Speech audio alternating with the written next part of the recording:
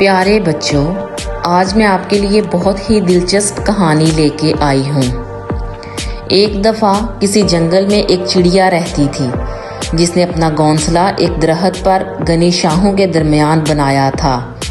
اس کے ساتھ اس کے 2 بچے بھی رہتے تھے۔ اس نے دن رات ایک کر کے اپنے بچوں کی پرورش کی۔ ننھی چڑیا دور دور سے اپنے بچوں کے لیے کھانا اور چیزیں لے کر آتی۔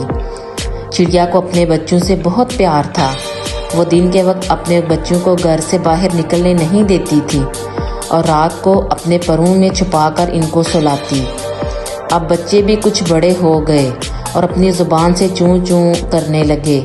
جب چڑیا کھانے کی تلاش میں گھر سے باہر جاتی تھی تو بچوں کے لیے بہت فکر مند رہتی تھی۔ چڑیا کا یہ معمول تھا کہ صبح سویرے حمد و ثنا کرتی، پھر دانے دنکے کی تلاش میں نکل جاتی اور جو کچھ ملتا لے آتی۔ ایک دن چڑیا صبح کو گھر سے نکلی اور رات تک واپس نہیں لوٹی۔ گھر میں سب پریشان ہونے لگے۔ رات ہو گئی لیکن چڑیا کا نام و نشان تک نہ تھا۔ اب تو بچے رونے لگے۔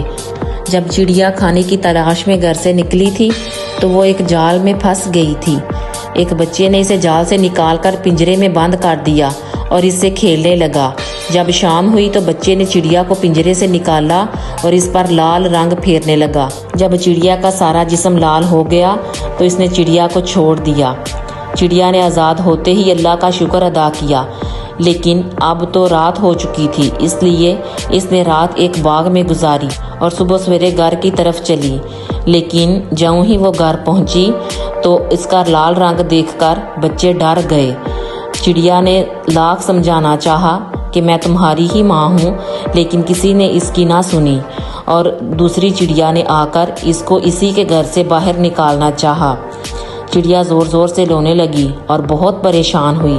چڑیا نہیں جانتی تھی کہ اب وہ کیا کرے اور وہ نہیں چاہتی تھی کہ اس کے بچے بھوکے رہیں، اس لیے وہ بچوں کے ڈرنے کے باوجود روزانہ ان کے لیے دانہ دنکا لے کر گھر میں رکھ جاتی تھی۔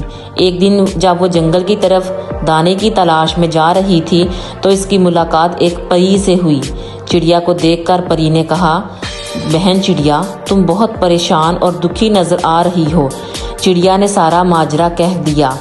قصہ سن کر پری بہت پریشان ہوئی اور پری نے کہا، صبح اٹھ کر سورج کو اپنا حال بیان کرنا، وہ ضرور تمہاری مدد کرے گا۔ اگلے دن جب سورج پہاڑوں کے پیچھے سے ابھرنے لگا تو چڑیا نے اسے سارا اپنا حال سنایا۔